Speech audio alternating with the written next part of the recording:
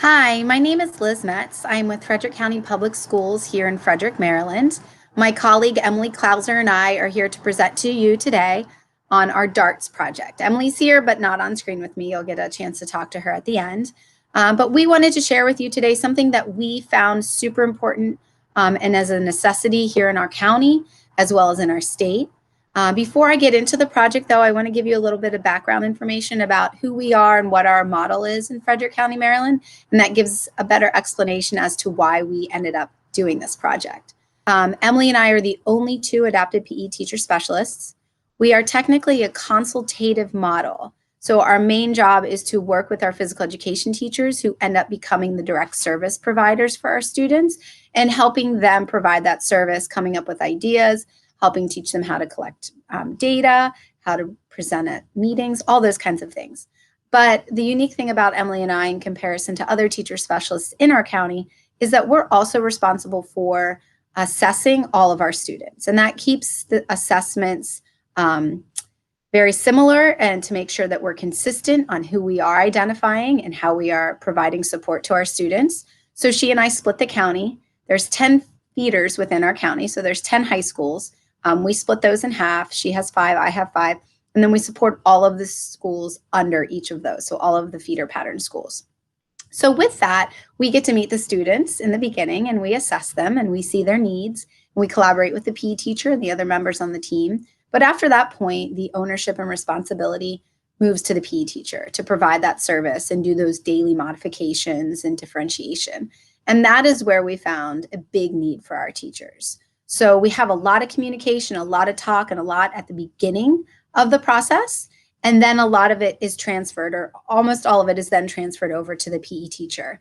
At which point we were finding that small daily needs of support in which they could not get a hold of Emily and I, or as last minute, or they just didn't want to continuously need us for every single unit or every single activity, but they still had that need for how do I modify this?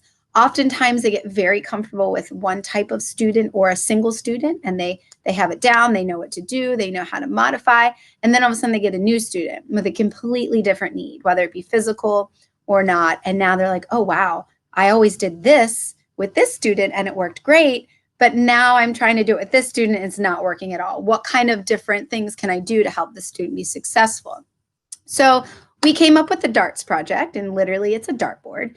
And what we wanted to do is be able to provide modifications to every skill within our curriculum at different levels, because we feel that most of our students fall within one of these 3 to 4 levels. And we gave and provided specific and some generic modifications for those. Now, it doesn't mean to say it's a blanket, this is it, it's going to fit the mold of every student, but it's somewhere to start and it helps generate ideas and get the ball rolling.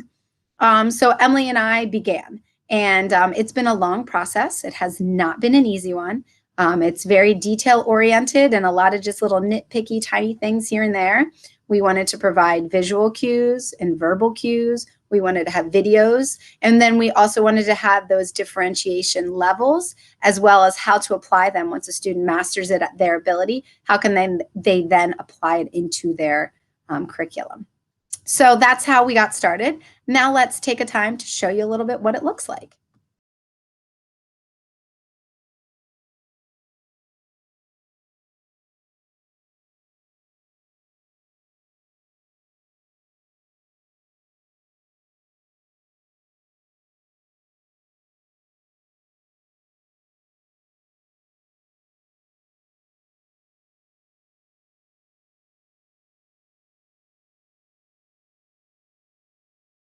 Thank you for taking the time to put your name and where you're from in the chat box. That really gives us a nice idea of who's with us today.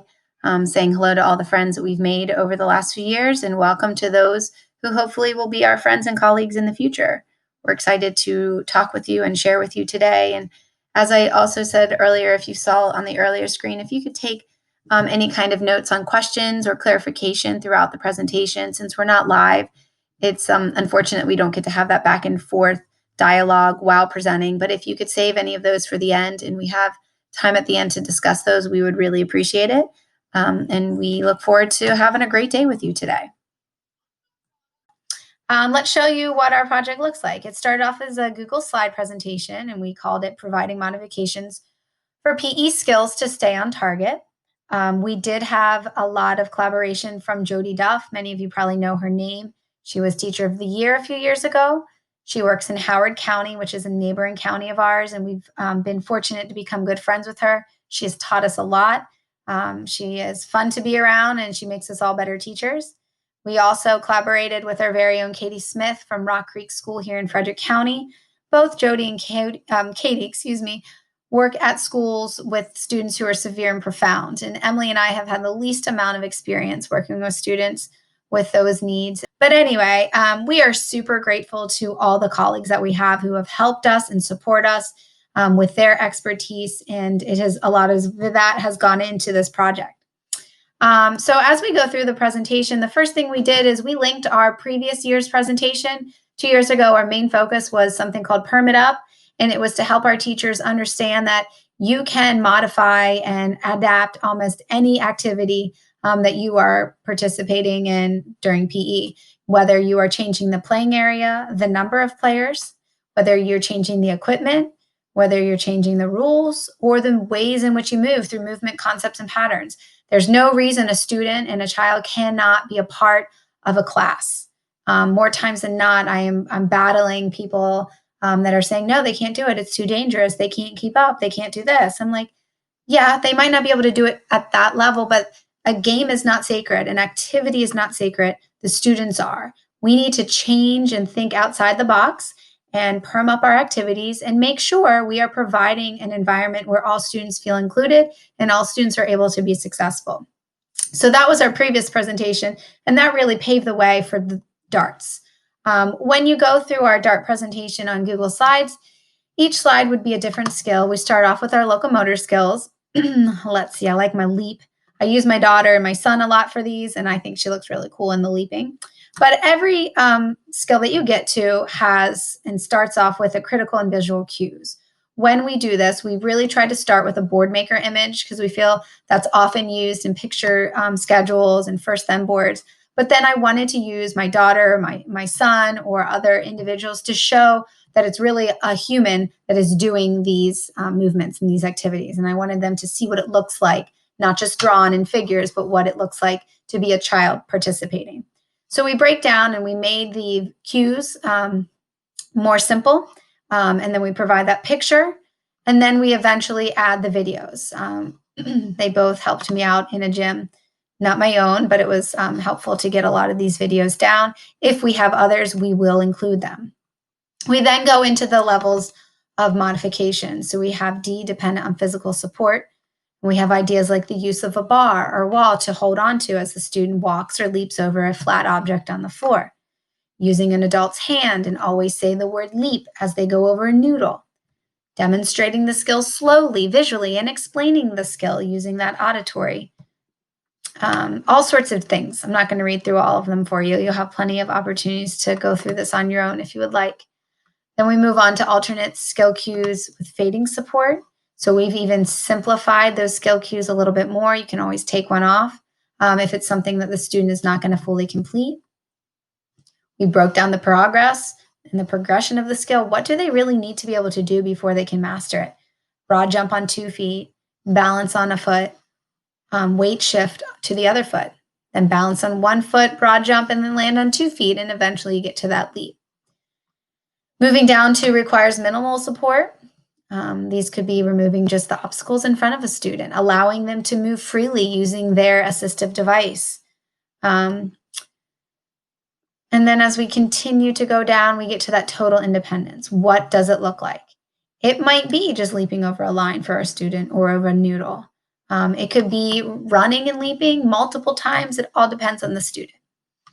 And then as we continue down, we now get to the success by implementing those skills through partner play, through small group play, and eventually through whole group play. And we provide you links to lesson plans. If we have a video of the activity, we're going to put that in there as well. If we get something from somebody else and it's not on the lesson plan or the link, we will type it in there to give credit to the person that helps support providing those differentiation ideas. And we continue through to the other locomotor skills. So we have the overhand throw, we have the underhand toss, catching. Now, as you see, when you're in Google Slide, we have the use of this dartboard. And the thing we loved about it is if you came in and you knew you had a student that just required minimal support, you could click directly on that R, and it's going to take you to the bookmark of that spot in the, oops, took me to the D, unfortunately, got to fix that. But it would take you to the level of that differentiation requiring minimal support. As often as we can, or as I am going to say probably multiple times, we really want to put in pictures and videos. It's a lot easier for us to learn that way, and we will do the best we can. Unfortunately, we've been stuck at home, so we haven't been able to get too many pictures in this process. But as we were doing this and during the summertime as we were working on it, we realized if I was a teacher in the middle of the week or the beginning of the morning or at some point, I realized, oh my goodness, I need to modify a skill for a student coming in. What am I going to do? I've never had to deal with that before. Getting on a Google Slide is not the most efficient way to find what I need. So at that point, we decided we need to transfer this information to a more accessible method for teachers that reduces the amount of time of scrolling and figuring it out. So we eventually transferred this to a Google site. We felt that it was a lot easier for teachers to be able to come here, find the tab at the top of the skill that they're looking for, click on it, and then you'd scroll down and you find the picture or the tab button that you need to access. The unfortunate thing is the dartboard's designed to not transfer over. We couldn't put the buttons on there with the DARTS or the darts themselves for the partner, small, and group play. But it all is still here. So when you were here, you'd click on your red tab, and it would take you to that sheet and that we've shared earlier. It has all the critical cues with the pictures, along with the videos. We try to provide as many as possible that we can find that we feel are a good representation of the skill itself. And once again, we continue to go through each leveled for the different differentiation. As much as we are able to, and as we have done and we want to do, is include videos and pictures. I feel that majority of us are visual learners, and once we see what it is that somebody else has done, it makes us be able to understand it that much better, and it flips the switch, and our ideas just start flowing, and we're able to come up with more and figure out a better way to use that idea for their student. This one I really liked. Our friend from Washington County, which is another neighboring county, Stephanie Meredith, created during the pandemic in the beginning. Cornhole, no boards, no problem. She did it with her daughters. It was great. She shows different levels, how to do it seated, how to do it with nothing, with chalk. She created bean bags out of Ziploc bags and mulch. Thought it was wonderful. I really liked it. But we'll continue to add those pictures and those videos that we find. And if it's something online, we will give you credit for it. And we'll make sure that everybody knows where it came from. Because we are definitely not the experts. We learn from you. We learn from each other. If as going through this or as you're teaching, you come up with something great, you're like, this is perfect, I want to share this with people, and you don't mind sharing it with us, please feel free to send it to us and we will add it and give you credit where credit is due.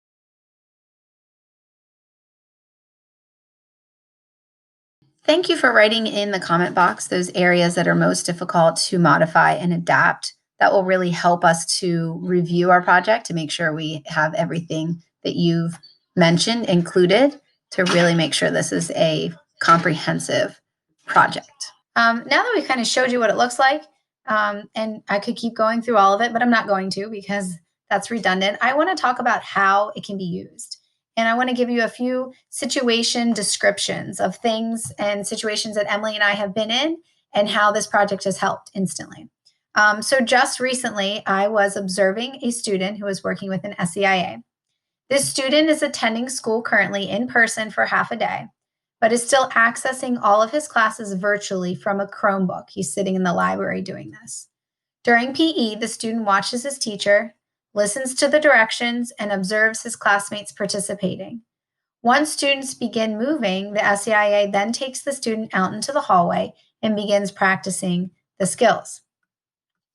However, once in the hallway, the SEIA realizes, that she does not remember all of the cues to the skill that the teacher reviewed.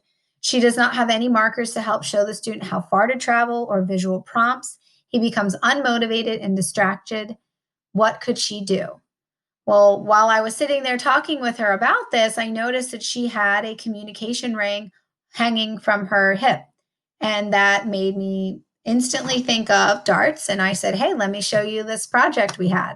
So I brought up darts. I took her directly to the jumping, and which was one of the skills he was supposed to be working on. And I showed her this first page. She was like, oh my goodness, this is exactly what I need. She's taking this page. She's going to cut it out, laminate it, and she's putting these cue cards directly onto a ring so she can take them out with her in the hallway and show her student right then and there, hey, remember, this is jumping. Bend your knees and hips, and she'll flip it. Now you need to swing your arms backward. Now you need to swing your arms forward and extend your body up, and then land on both feet. And she'll have that there. Not that that instantly is going to give that student the motivation to do it, but it helps and provides her with a reinforcement of what she is supposed to be teaching. We're not there with them currently. They're doing this on their own. And if we don't provide our SEIAs with what they need, they could end up teaching our students completely incorrect skill cues. But let's fast forward. We're back in brick and mortar and we're all together. Well, you are dealing with another 25, 30 students, and your SEIA might be dealing with their student. You're not going to have the time to continuously go over and say, oh, this is the skill cue. They need to do this, this, and this. Having the ability to print out those skill cues on rings, give it to the SEIA if need be, give it directly to the student and give them ownership over it if they're at that ability level, or even to a peer. So what she did with that is she went and she did it. And then she found the other skills that they're going to get ready to practice. She cut them out, laminated them, and put them on the ring. These are things that are super easy to do, but they give so much reinforcement at the moment.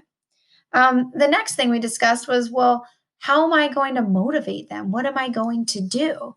Well, we scroll down to the different levels. He's not a D. He's between an A and an R. But we were talking about things on here that we could do, and jumping down from a height. This school has 2 stories. She's like, I said, go to the stairs, have him on the bottom step, and have him jump down from that bottom step onto the floor. She's like, oh my gosh, I'm telling my students not to jump off the steps. I said, no, this is one occasion where you can tell them to jump off the step. Give them your hand for support. I even then encouraged her to get a gel tile to have him land on that gel tile.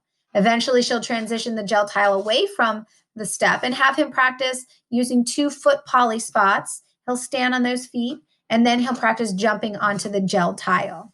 Motivation is a lot of what he needs. Poly spots can be huge. It's not as easily seen, but down here, this student does have the foot poly spots. It's so great for opposition, knowing where to step, how to move those feet. But these are simple things that she didn't think of, and they just changed her idea of how she was going to support the student PE, and she has run with it. And now she has access to the darts page, and she can get on here whenever she needs to. Her and the PE teacher in communication, she has a few weeks in advance knowing what's coming up, so she can go on here and get what she needs, get it printed and laminated, and she is prepared and good to go. Let's talk about another situation. In this situation, the PE teacher is preparing to send home equipment to her student who is working at home on his adapted PE goals. The student originally was wheelchair bound. His legs and arms were both twisted backwards, forming a W shape. After surgery and a year of therapy, he is up and moving with the use of braces and a walker. He absolutely loves to move and is working on striking. First, his hands cannot grab and hold an implement securely. Also, because of the way his arms are currently positioned, he's unable to swing implements as they regularly are. So as we teach a student to stand sideways to the target, step and swing with their dominant hand, cross their body, transferring their weight, striking slightly in front of them, following through to the target, if he were to do that every single time, he either would not be able to make contact with the ball, or the ball would always go far off to his left, never making it towards the target. So how were we to help him? I directed the teacher to the darts, and she went to striking. First thing she did, though, was show him the critical cues. Those were not successful for him, so we continue to go through and looking at the different things. He's not very much dependent on physical support anymore. He can do things independently, but it's trying to figure out how to do that independently. So we continue to go down, and we got to this A. And in the A, we thought of two things. One, down here, gear ties. Gear ties we found because Emily is a boater, and they're coated in rubber, and they can be manipulated, work great to help secure an item. So here is a picture of a racket, the gear tie in yellow. The hand is not even holding the racket at that point. You gently put that gear tie around the racket in the arm, and now the student has more success and has a better grasp and hold of that racket. But then we found he could not stand in the correct position in order to hit and strike the object and make it go towards the target. So we created this chart, and he is practicing with this at home. And what he does is he always faces the arrow towards the target that he is attempting to strike. And then he would start facing with A. So he would face his body, A, and attempt to strike the object and to see if it goes to the target. If he's unsuccessful, he rotates slightly so his body is then facing the B, and he attempts the strike. He then moved to the C, attempted to strike. He is a right-handed student, and he found that if he stood facing the C, he was successful. We've used this, though, with other students who are left-handed, and they would then move towards the H or the G to determine which way their body always needs to be positioned in order to strike successfully. He now can use this anytime he is striking. He puts down the green mat, he faces the arrow towards the target, and then he positions his body at the B, and he can be successful. Let's talk about another description of how the DARTS project has helped some of our teachers. We have a teacher that has a student in 6th grade. The student mainly travels in his motorized wheelchair, but will transfer to a standard and practice walking. He loves participating in his inclusive PE class and wants to be able to play hockey, shoot baskets, and complete fitness assessments just like his classmates. How does the PE teacher accomplish this? Well, first, when we directed the PE teacher, they went for floor hockey, they went to striking. They went down here and they did striking with a long implement. Even though it has a picture of a bat, it does also include hockey. When they went to that document, and she scrolled down to the D, she saw this picture and realized that because he is using his hands to maneuver his chair, he doesn't have them free to be able to strike with a hockey stick. Now, he can sit in his wheelchair and strike just fine, but he isn't able to move around and really be a part of the game. So in this part of the darts, it said to attach a hockey stick to the wheelchair using gear ties. So that's exactly what she did. He was able to participate in floor hockey, and I just used that same picture and gave you a little bit more of a picture of how people use gear ties with wheelchairs. This one has toilet paper and some handy-sandy attached to it, but it really, really works well. The second thing the child wanted to do was be able to shoot baskets while playing basketball. So here the teacher actually went to dribbling the basketball first, because in here there's a lot of great things. One of our favorite things is the tethered. It's a tethered basketball. It's a foam basketball. Students in wheelchairs can practice dribbling or standing. It allows a student to really get the rhythm of the dribble without having to chase the ball all around. But he isn't able to do that while moving. He can do it in a stationary position, but he wanted to play a little bit more. So she saw these two pictures and put up motivation, incorporate dribbling and shooting. That shooting aspect really provided motivation for him. He wasn't able to dribble the whole way, but he would carry it and be able to shoot into a recycling bin or into a modified basketball hoop. But the best part about it is we got some new equipment this year, and the teacher was able to use this. And this is a multi-tiered, I'm going to blow it up for you so you can see it a little bit bigger, a multi-tier basketball hoop. You can attach it to a regular basketball hoop and it would just droop down. The only thing is you can't use real basketballs with it. You have to use foam balls. But because this teacher who teaches inclusive PE accesses a different room for a majority of her class, they don't have basketball hoops. So she figured out a way to attach it up here to the pull-up bar, and she put two of them. So the student had more opportunities to be successful, and actually more students were able to participate with her. And I think I thought I had a video I wanted to show everybody, but it was just beautiful to see. The last thing the student did was wanted to participate in fitness assessment. So he really could only walk. That was his main thing he could do in his wheelchair. But she found that when she scrolled down to the D, the last thing said use a pedometer or heart rate monitor to track the student while they walk to show their success. So oftentimes these students, because they can't run and skip and do that, sometimes they don't feel as successful or they're working as hard because they can't do them. Well, we used heart rate monitor, came in, and this is actually the student that I am specifically talking about. And they hooked him up to a heart rate monitor, and they had a the iPad showing him, I'm trying to blow this up for you so you can see it a little bit better, showing him his heart rate level. And as he went, he was over the moon excited. He was just walking, actually got a little bit faster paced in his walking, but he was doing so well. And his heart rate was up in the healthy zone.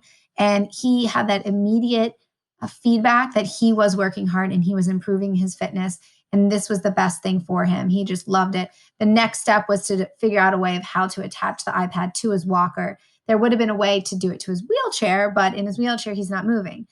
So that was something they were working on when we left for the pandemic, how to attach that to the wheelchair or to the standard so he could be more independent on his own, practicing his fitness. So that is a third example of how DARTS has helped us and our teachers. Situation description that we want to share with you is about bowling. Bowling is a big unit in our county.